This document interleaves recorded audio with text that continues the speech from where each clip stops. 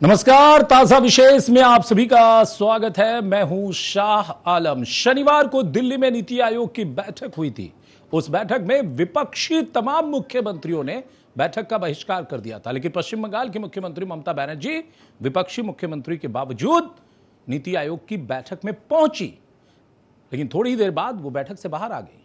उन्होंने आरोप लगाया कि उन्हें 5 मिनट भी बोलने नहीं दिया गया, जबकि सत्ताधारी पार्टियों के मुख्यमंत्रियों को 15 से 20 मिनट तक बोलने दिया गया।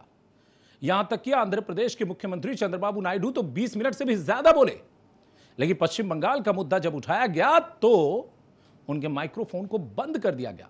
हालांकि केंद्र सरकार ने इसका खंडन किया। केंद्र सरकार में वित्त मंत्री निर्मला सीतारमण ने कहा कि यह गलत आरोप है, ऐसा कुछ भी नहीं हुआ है। दरअसल सियासत कर रही है मुख्यमंत्री ममता बनर्जी। लेकिन मामला वहीं नहीं रुका, शनिवार तक ही नहीं, बल्कि इस मुद्दे पर देश भर में सियासत हो रही है। विपक्षी पार्टियां जहां सरकार पर वार कर रही हैं, तो बीजेपी पलटवार। और इन सब के बीच अब सोमवार को पश्चिम बंगाल विधानसभा में इस मुद्दे पर निंदा प्रस्ताव आया। सरकार ने कहा कि पश्चिम बंगाल की मुख्यमंत्री ममता बनर्जी की आवाज को दबाने की कोशिश की गई है। दरअसल पश्चिम बंगाल में बीजेपी को लोकसभा चुनाव में करारी हार का सामना करना पड़ा है, इसलिए पश्चिम बंगाल में जो करोड़ों लोग रहते हैं, 10 करोड़ से ज्यादा आबादी है, उनकी आवाज को दबाने की कोशिश की गई है। लेकिन बीजेपी सरकार ऐसा नहीं कर पाएगी, क्योंकि जनता की आवाज है ममता बनर्जी, और जनता ममता बनर्जी के साथ खड़ी है। बीजेपी को वोट नहीं मिला तो बंगाल में बंटवारे की बात हो रही है। ये वो तमाम मुद्दे उठाए गए। विपक्ष ने सदन से वॉकआउट कर दिया, यानी आप कह सकते हैं कि नीति आयोग की बैठक पर निंदा प्रस्ताव, और इसी को लेकर पश्चिम बंगाल में सियासी उबाल। इसी पर करेंगे चर्चा। हमारे साथ दो खास मेहमान, मानव जायसवाल तृणमूल कांग्रेस के प्रवक्ता। मानव जी, आपका बहुत बहुत स्वागत है। और प्रत्युष सिंह, युवा प्रवक्ता बीजेपी। हम इनसे भी चर्चा करेंगे, लेकिन पहले देखिए ये रिपोर्ट। बंगाल विधानसभा में नीति आयोग की बैठक पर निंदा प्रस्ताव को लेकर मचा सियासी बवाल।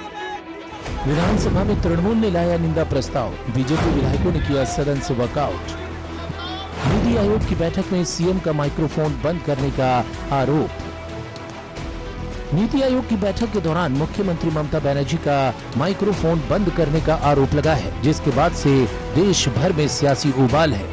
ऐसे में सोमवार को तृणमूल कांग्रेस ने बंगाल विधानसभा में निंदा प्रस्ताव लाया।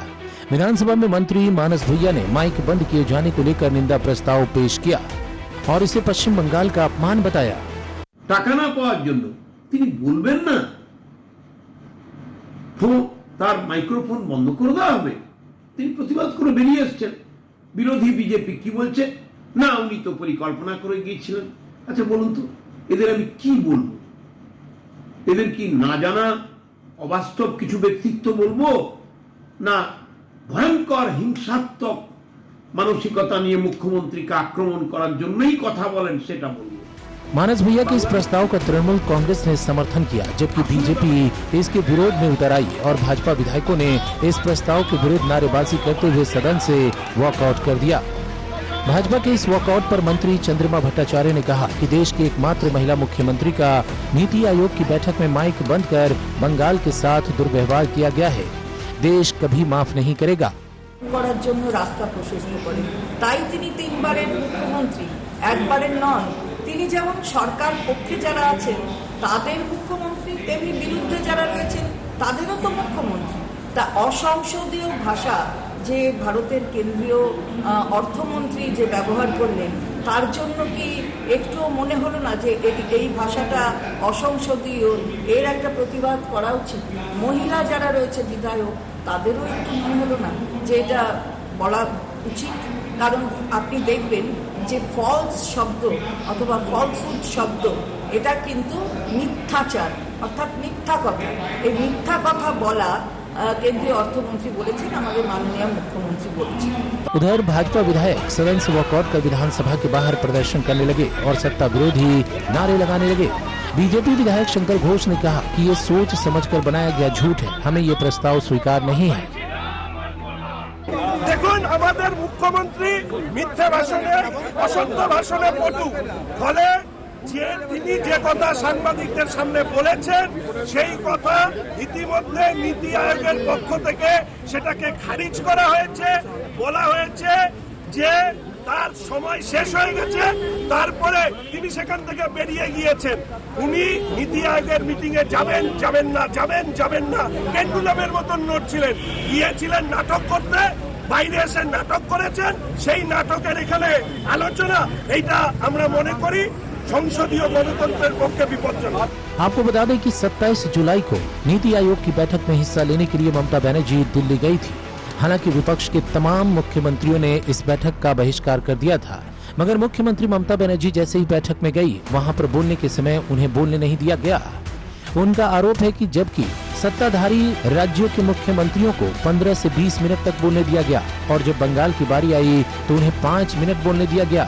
जैसे ही वो पश्चिम बंगाल के मुद्दे पर अपनी बात रखने वाली थी कि उनके माइक को बंद कर दिया गया, जिसके बाद वो बैठक छोड़कर बाहर आ गई और सीधे तौर पर ये कह दिया कि ये उनके प्रदेश का और इंडिया अलायंस का अपमान है। अब वो कभी ऐसी बैठक में नहीं आएंगी। मैं मीटिंग बायकॉट करके आई इसी के लिए कि जब चंद्रबाबू नायडू जी ने बोला उसको 20 मिनट बोलने दिया। मैंने देखा गोवा का चीफ मिनिस्टर बोला, मैंने देखा छत्तीसगढ़ का चीफ मिनिस्टर बोला, वो लोगों के 10 मिनट 12 मिनट बोलने दिया। मेरे को बोलने का 5 मिनट होने का नाते स्टॉप कर दिया। ऐसे किसी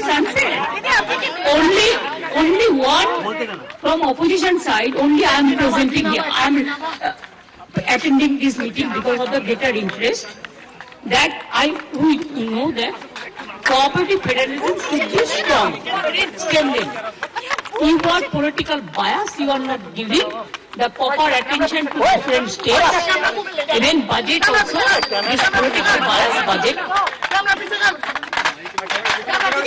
You give special attention to some state, I don't have any problem.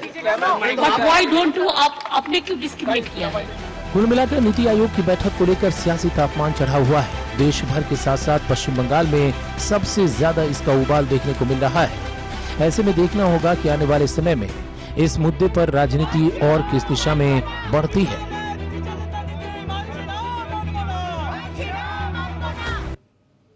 हमारे साथ मानव जायसवाल, तृणमूल कांग्रेस के प्रवक्ता, और प्रत्युष सिंह स्टूडियो में हमारे साथ बीजेपी के प्रवक्ता। मानव जायसवाल, चर्चा की शुरुआत आपसे ही करेंगे सर।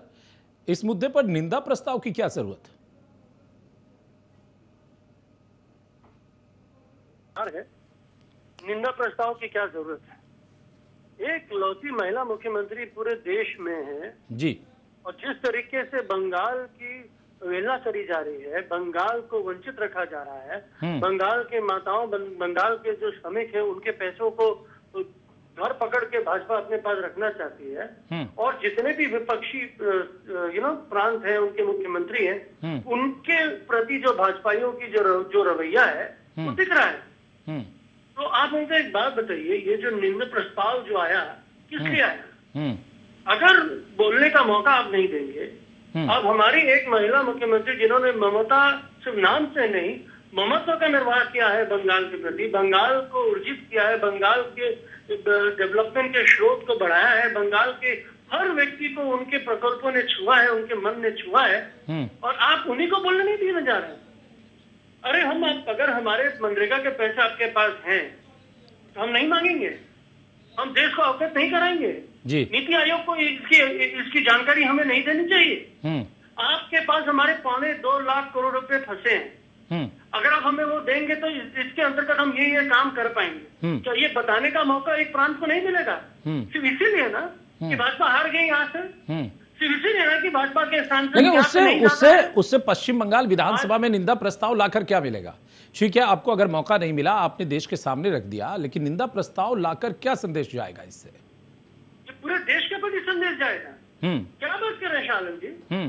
आज असेंबली में जब बात होती है तो आपको लगता है कि बंगाल भारत का हिस्सा नहीं है क्या? बंगाल भारत का अभिन्न हिस्सा है। तो क्या हुआ? बीजेपी ने तो वॉकआउट कर दिया, चर्चा हुई नहीं। बीजेपी ने कहा कि गलत आरोप लगाए गए, सियासीकरण किया जा रहा है। सुनिए शालन जी, हाँ, ये मैसेज तो पूरे देश को गया। आज बीजेपी भगोड़ी पार्टी है, ये सिद्ध हो चुका है। चलिए, बीजेपी भगोड़ी पार्टी है। सुनिए जी शालन जी, ना बीजेपी किसी के दुख में साथ देगी, ना बीजेपी किसी के भलाई में साथ देगी। सिर्फ बीजेपी अपने सहकर्मी जो हैं अपने जो बैसाखी वाले जो बिहार और अभी तेलंगाना आंध्र प्रदेश चल रहा है और अदानी अंबानी को तो पता ही है जिस तरीके ठीक है, मैं आऊंगा उस मुद्दे पर। आपने देश के दो इंपॉर्टेंट पॉइंट कहा है और आप जानते हैं कि आज का कार्यक्रम छोटा होता है तो हमें बीजेपी के प्रवक्ता से भी इस पर प्रतिक्रिया लेने दीजिए। आपने 2 पॉइंट कहा।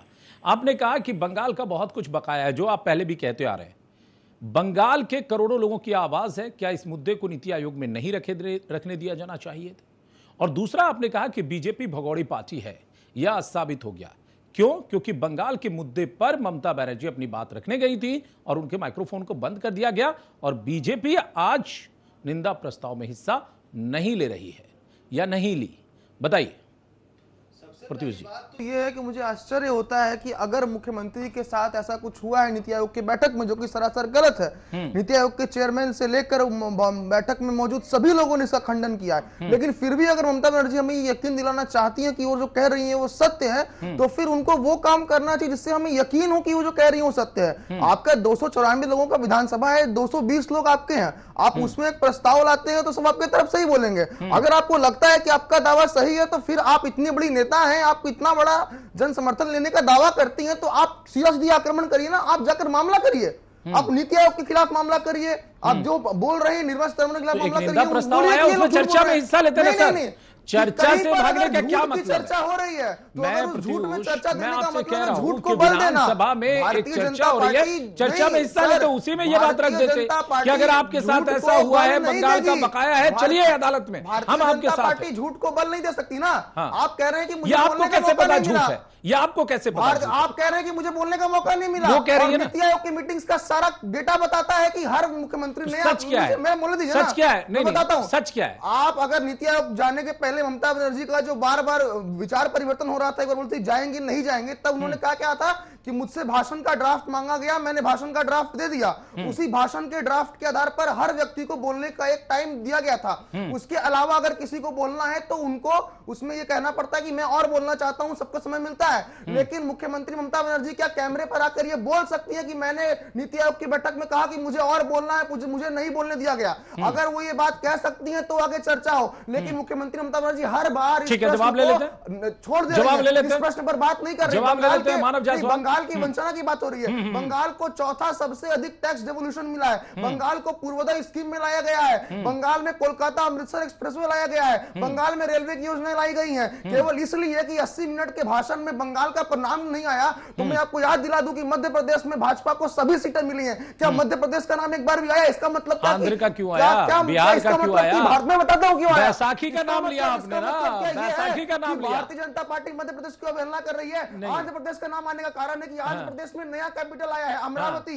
जब भी किसी राज्य में, मैं बोल देता हूं ना, जब भी किसी राज्य में जब कोई नया कैपिटल आता है तो उस कैपिटल के लिए एक फंड सैंक्शन करना पड़ता है, उसके लिए बजट में प्रोविजन लाने पड़ते हैं। बंगाल में अगर, बिहार में अगर एक्सप्रेसवे बनेगा तो वो केवल बिहार का विकास नहीं है, बिहार का जो एक्सप्रेसवे और बंगाल से लिंक्ड है। अगर बिहार में एक्सप्रेसवे होगा तो बंगाल की इकोनॉमी बढ़ेगी। यानी दो सपोर्टर्स को खुश करने के लिए आप क्या क्या दलील दे रहे हैं? अभी तक ममता बनर्जी का सपना पूरा हुआ नहीं है। पश्चिम बंगाल भारत का अभिन्न अंग है और रहेगा। ममता बनर्जी को लगता है कि बंगाल उनका अलग हिस्सा है, तो ममता बनर्जी सपना देख रही हैं। चलिए ठीक है, जवाब ले लेते हैं। बंटवारे का जिक्र तो आपकी पार्टी कर रही है, सुनेगी, बंटवारे कभी ये नहीं सुन सकती। प्रत्युष, पश्चिम बंगाल बंटवारे का जिक्र तो बीजेपी कर रही है, बीजेपी के प्रदेश अध्यक्ष कर रहे हैं बंटवारे का। मैं आ रहा हूं, स्टैंड क्लियर कर देता हूं आपको। श्यामा प्रसाद मुखर्जी ने बंगाल की रचना की थी 20 जून को।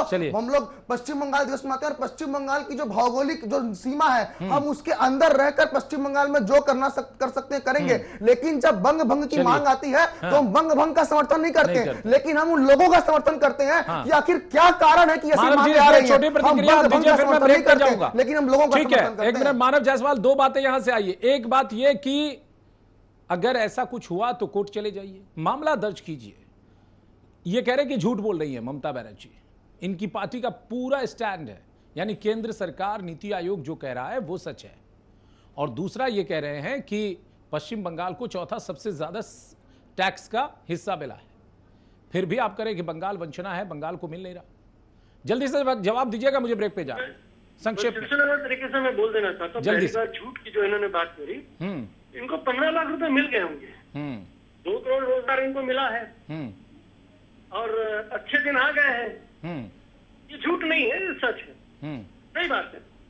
दूसरी दूसरी बात इन्होंने बोली कि भाई बंगाल को चौथा सबसे ज्यादा टैक्स का हिस्सा मिला, तो भैया बंगाल को उन्होंने अलग केले से कुछ नहीं दिया है। बंगाल ने उतना टैक्स अर्जित किया है, बंगाल के व्यवसायी, बंगाल के लोगों ने उतना टैक्स केंद्र को जमा किया, उसके बाद वो मिला है। इसका मतलब वो मानते हैं कि पश्चिम बंगाल का टैक्स जो है वापस मिल रहा है, जीएसटी मिल रहा है, आप मानते हैं? तो अरे महाराज, मतलब ममता बनर्जी जो बोल रही है वो झूठ है? तो मानव जी आदरणीय मानव जायसवाल जी, मनरेगा का पैसा नहीं, ममता जी जो बोल रही है वो झूठ है ना? कि भाई आवास योजना, ममता बनर्जी जो बोल रही है वो झूठ है ना? आप मानते हैं? तो ममता बनर्जी का दावा झूठ है, आप ये मान रहे हैं ना? आप मनरेगा आवास की बात कर रहे हैं। देख लीजिए, ये है दूर भाजपा, ये है दूर। चलिए, मुझे ब्रेक पे जाना होगा। मानव जी, आपको तो पता ही नहीं आपका पार्टी का स्टैंड क्या है। मानव जी मुझे ब्रेक पे जाना पड़ेगा। स्टैंड क्या है बोलने से पहले मानव जी एक बार ब्रेक पे चले जाते हैं, फिर दोनों प्रवक्ता सोच लीजिए और उसके बाद बोलिएगा। आप दोनों को ही बोलना है। लौटते हैं एक छोटा सा ब्रेक के बाद।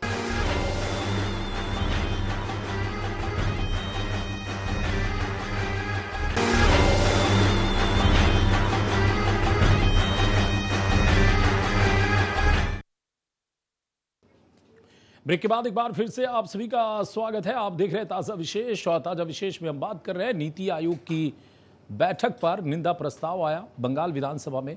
मंत्री मानस भुइया ने यह प्रस्ताव लाया। प्रस्ताव को तृणमूल कांग्रेस ने समर्थन दिया, लेकिन बीजेपी ने बहिष्कार कर दिया। यानी आप कह सकते हैं कि नीति आयोग की बैठक में ममता बनर्जी का जो आरोप है कि उन्हें बैठक में हिस्सा नहीं मिला, उस मुद्दे पर पश्चिम बंगाल में कम से कम सियासी उबाल है।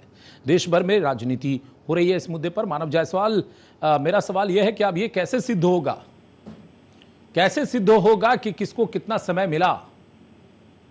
इसके लिए कुछ, क्योंकि बीजेपी कह रही है कि उनको हमें एश्योर करना चाहिए था कि ममता बनर्जी जो बोल रही हैं वो सच है कि बंगाल की वंचना हुई है। देखिए, सबसे पहली बात क्या है, जब आपको पता है कि भाई आंध्र प्रदेश के जो नेता, उनको 20 मिनट बोलने को दिया गया है, ये तो होगा ना, ये तो प्रमाणित है। अब इसको प्रमाण तो नीति आयोग को देना चाहिए। और जिस तरीके से केंद्रीकरण कर रही है, जिस तरीके से भाजपा इसको पॉलिटिकल कर रही है, जितने भी इंस्टीट्यूशंस जो देश में है, सबको भाजपाइयों ने क्या अपना अपना ऑफिस बना के छोड़ दिया है। भाई वही तो करना चाहे वो करते हैं। आज जिस तरीके से सिर्फ हमारा नहीं, चाहे झारखंड ले लीजिए, चाहे किसी हद तक कर्नाटक को ले लीजिए, हर तमिलनाडु को ले लीजिए, आप चले जाइए महाराष्ट्र में, जिस तरीके से जब उद्धव जी वहां के मुख्यमंत्री थे, जब भाजपा सरकार में नहीं थी, दिल्ली ले लीजिए, पंजाब ले लीजिए, कोई ऐसा प्रांत आप उठा लीजिए, पिच चॉइस आपकी है जहां पे भाजपा सरकार में नहीं है और भाजपा ने निष्पक्ष होकर उनकी जितने भी जरूरतें हैं, जितनी भी उनकी नीतियां हैं, उसके उस प्रांत के प्रति उन्होंने अर्पित किया हो या समर्पित किया हो। एक प्रांत नहीं है पूरे देश में। दूसरी बात, जब आप बताना चाहते हैं श्यामा प्रसाद मुखर्जी की बात करते हैं, जब इसकी बात, आप मुझे ये बताइए कि भैया ये जो सौरावर्ती जो थे मुस्लिम लीग, उनके साथ आपने गठबंधन किया था आपके पूर्वजों। जब बंगाल जल रहा था तो किसकी सरकार थी? जब बंगाल के 2 टुकड़े करे गए थे तो किसकी सरकार थी? तो ये तो इतिहास है ना, इतिहास की जानकारी आपको है नहीं। और अगर आप भारतीय हैं तो पहले मानिए कि आप भारतीय हैं और बंगाली हैं और भारतीय हैं। बंगाल के प्रति आपके किस नेता ने जाके पार्लियामेंट में बंगाल के लिए कुछ मांगा हो? सिर्फ डिवाइड करना चाहते हैं, भाई नॉर्थ ईस्ट वाला पैकेज में डाल दीजिए, यहाँ बोलते कि नहीं ये वाला अलग कर दीजिए, नॉर्थ बंगाल अलग कर दीजिए। तोड़ने के अलावा बिल्कुल आपके निशिकांत दुबे वो बोलते कि फलाना जगह इनको निकाल दीजिए, इसको अलग कर दीजिए, यूनियन टेरिटरी। यानी बंगाल के लिए नहीं मांगा जा रहा है, बंगाल को अलग कर देने के लिए मांगा जा रहा है। प्रत्युष, आपके 18 सांसद पहले जीत कर गए, 12 बाद में गए, और यही वजह कि जनता ने 18 से 12 पर ला दिया। झारखंड में भी आप नीचे उतर गए, 3 सीट और आप वहां पर हार गए। ये क्यों हुआ?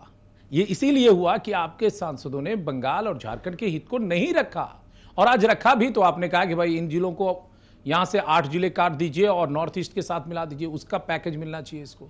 क्यों?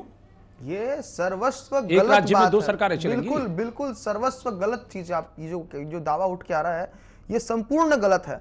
पश्चिम बंगाल में आप अगर सांसदों का सर्वे देखेंगे तो पश्चिम बंगाल में जो भाजपा के सांसद हैं उनका सर्वाधिक रिकॉर्ड है अटेंडेंस का।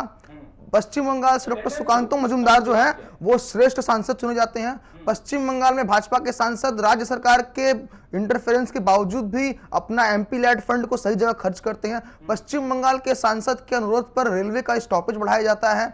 पश्चिम बंगाल के सांसदों के अनुरोध पर नए रेलवे आते हैं, पश्चिम बंगाल के सांसदों के अनुरोध पर एक्सप्रेसवे बनता है, हाईवे बनता है, और पश्चिम बंगाल में अगर आज ममता बनर्जी ने कहा मुझे बोलने दीजिए ना, मुझे भी पता है ममता बनर्जी ने क्या बोला है, मुझे भी पता है ममता बनर्जी ने क्या बोला है, या 8 जिलों वाले, मुझे भी पता है ममता बनर्जी ने क्या बोला है।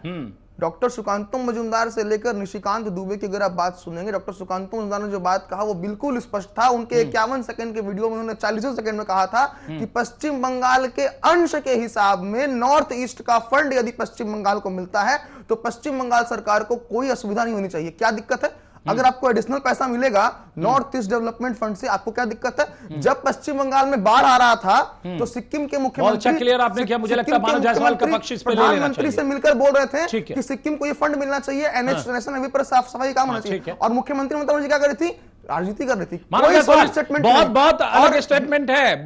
जो लोगों के दिमाग में जो एक परसेप्शन है उसको बीजेपी के प्रवक्ता यहां क्लियर कर रहे हैं कि डॉक्टर सुकांत मजूमदार ने यह नहीं कहा कि 8 जिलों को हटाकर नॉर्थ ईस्ट के साथ दे दीजिए, बल्कि यह कहा कि नॉर्थ ईस्ट के लिए जो पैकेज आता है वो पैकेज जो है, Majumdar north east development minister है तो वो उस पैकेज को प्रस्ताव डाल सकते हैं। और 51 सेकंड का वीडियो आप देख लीजिए ना, ठीक है 51 सेकंड का वीडियो आप देख लीजिए। वो पैकेज अगर बंगाल सरकार को मिलता है तो भैया आपको तो पैसे से मतलब है, डेवलपमेंट कीजिए ना, चाहे वो नॉर्थ ईस्ट से आए साउथ ईस्ट से आए, क्या मतलब है? पैसा लीजिए, आपको तो पैसा चाहिए ना।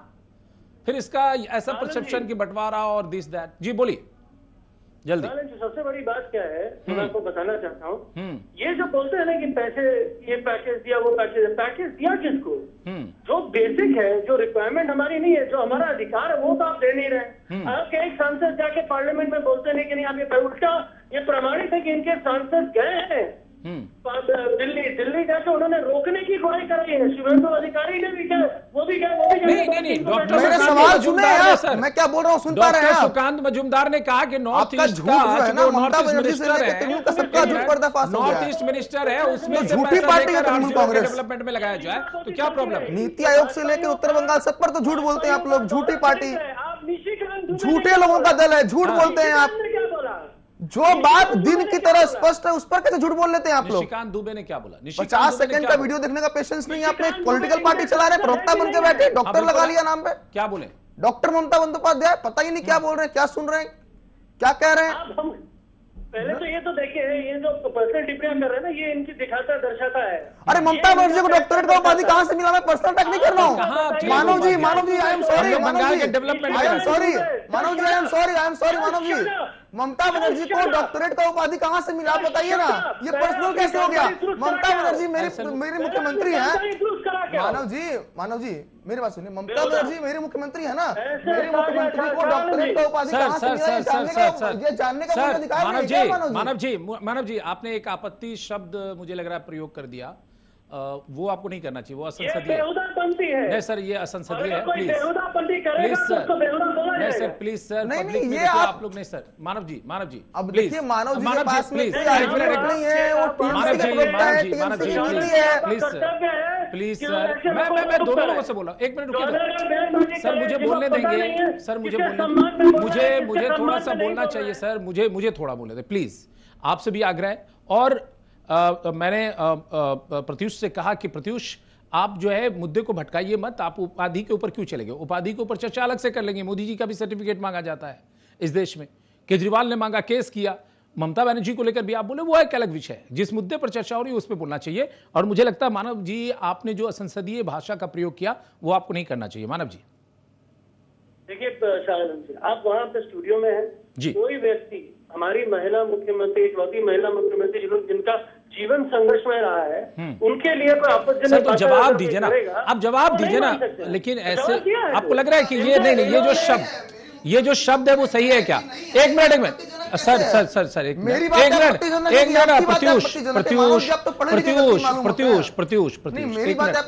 प्रत्युष प्लीज मानव जी, मुझे लगता है ये शब्द का प्रयोग ठीक नहीं है। नहीं, वो आप बोल सकते हैं लेकिन आपको लगता है? आपको लगता है? नहीं, मैं आपको रोक रहा हूँ, मैं आपको रोक रहा हूँ, नहीं मैं आपको रोक रहा हूँ उस शब्द पे। जिस तरीके से अनर का बयानबाजी करे, जिस तरीके से निम्न स्तर पे उतर चुके हैं, आपने क्यों नहीं रोका? मैंने उनको भी रोका, नहीं, आपको पहले रोकना चाहिए था। नहीं, मैंने उनको भी रोका। मेरे शब्द को पकड़ रहे हैं आप, उनको रोक रोके क्यों नहीं आपने? सर मुझे लग रहा है कि मैंने उनको रोका, आपने रोकने का मौका कहाँ दिया? मुख्यमंत्री है मानव जी, आपने रोकने का मौका कहाँ दिया? बोल के निकल जाएगा और आप बोलेंगे मौका कहाँ दिया? नहीं, आप क्यों बैठे वहाँ पे? आप यहाँ से बैठे हैं दोनों स्टूडियो में। नहीं सर, मैं तो बोल ही रहा हूँ, मैं तो उस नहीं, वक्त, आप बोल नहीं सकते, आपको रोकना होगा।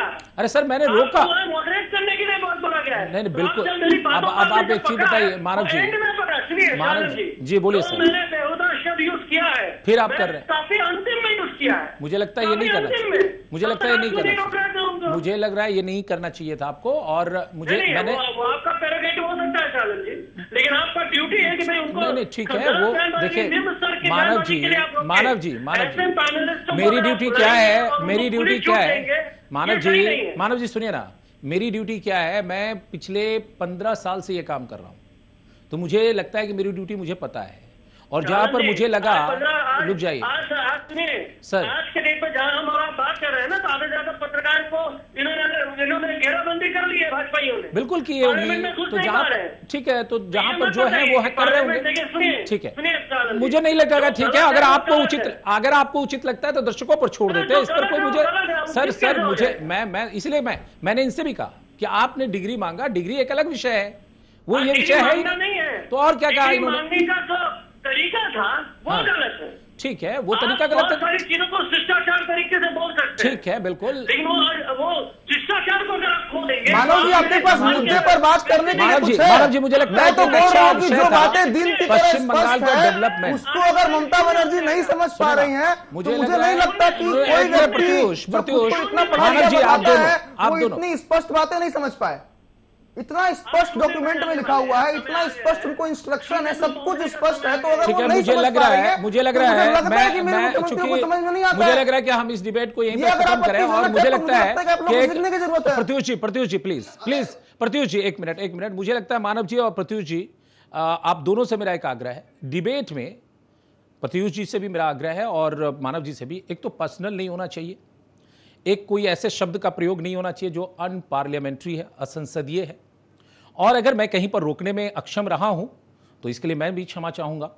अनपार्लियामेंट्री चाहे इधर से हुआ हो उधर से हुआ हो, लेकिन जब डिबेट हो तो करोड़ों लोग आपको देख रहे हैं, हमें भी देख रहे हैं, और वो जज करते हैं। ताज़ा टीवी की डिबेट को लोग अप्रिशिएट करते हैं क्योंकि यहां हंगामा नहीं होता, यहां लोग मुद्दों पर अपनी बात रखते हैं, तर्क अपने अपने होते हैं। और आज बंगाल के डेवलपमेंट का इशू था जिसको लेकर ममता बनर्जी ने सदन में, उनकी पार्टी की तरफ से एक निंदा प्रस्ताव लाया गया था, उस प्रस्ताव पर तृणमूल कांग्रेस का समर्थन था, विपक्ष ने वॉकआउट किया। सवाल यही है कि क्या वाकई एक मुख्यमंत्री को नीति आयोग की बैठक में नहीं बोलने दिया गया, और नहीं बोलने दिया गया तो यह बंगाल का विषय है, और अगर बंगाल का विषय है तो बीजेपी को क्या सरकार के साथ स्टैंड नहीं करना चाहिए? यह सवाल बार बार बीजेपी से हम पूछते हैं। बहुत बहुत शुक्रिया आप दोनों मेहमानों का हमारे साथ चर्चा में हिस्सा लेने के लिए। आज ताज़ा विशेष में इतना ही, हमें दीजिए इजाजत, नमस्कार।